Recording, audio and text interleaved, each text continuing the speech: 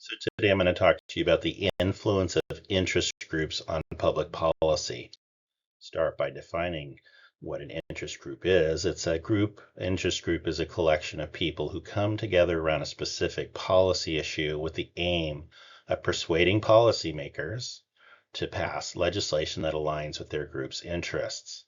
There are interest groups for almost everything you can think of, from the National Rifle Association for gun enthusiasts to the NAACP for those fighting for black rights, and even the AARP, which advocates for the diverse interests of retired individuals.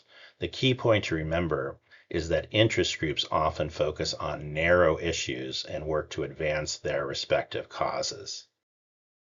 Now let's explore four major reasons why interest groups exist. The first reason is that interest groups serve as educators, providing valuable information to both voters and office holders about their chosen policy issues. With countless individual interests in America, it's impossible for the voting population and elected officials to research and become experts on every issue, and this is where the interest groups come in, devoting themselves to becoming experts in their specific areas and educating others. The second role of interest groups is lobbying. Lobbying involves interest groups holding meetings with policymakers to influence them in favor of passing legislation aligned with the group's goals. To illustrate this, let's consider an example involving the Balloon Council. Yes, you heard that right. There is an interest group for balloon enthusiasts. In 2012, the Balloon Council spent $60,000 to educate the public about the helium crisis in America and lobbied state legislatures to prevent the passing of anti-ballooning laws. Their lobbying efforts resulted in only 5 states having such laws on the books today. The third function of interest groups is drafting legislation. Due to their expertise in specific areas, interest groups often employ policy experts and staff who can draft policy proposals for legislators to consider. This way, they can present well-crafted bills that align with their group's objectives. For instance, imagine the National Rifle Association drafting a bill to protect gun rights and presenting it to sympathetic legislators for introduction. What is the purpose of interest groups? The last purpose is mobilizing voters. Interest groups mobilize their voters to apply pressure on policymakers and work collaboratively with legislators and government agencies. This involves engaging their members through actions such as emailing representatives, organizing demonstrations, or applying media pressure. By harnessing the collective power of their members, interest groups can make their voices heard and influence the decision-making process. Let's turn our attention next to the concept known as the Iron Triangle. In Unit 2, we discussed how interest groups are one point on the Iron Triangle, which refers to the mutually beneficial relationship between interest groups, congressional committees, and government agencies.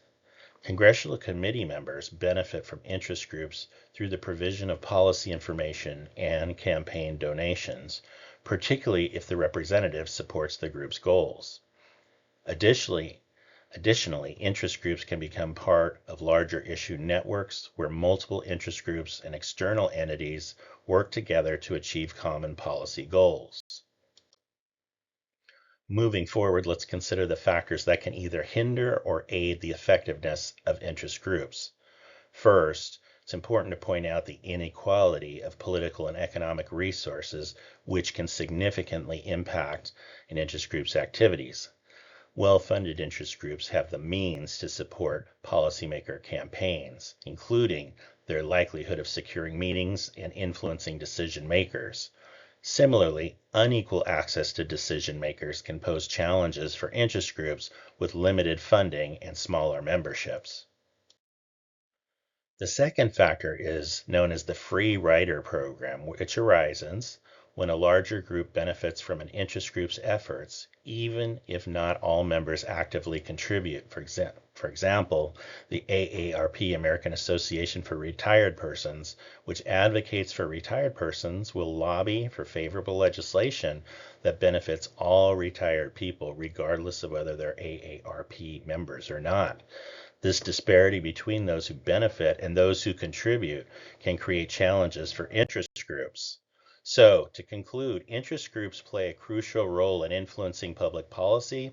They educate voters and policymakers, engage in lobbying efforts, they draft legislation and mobilize their members.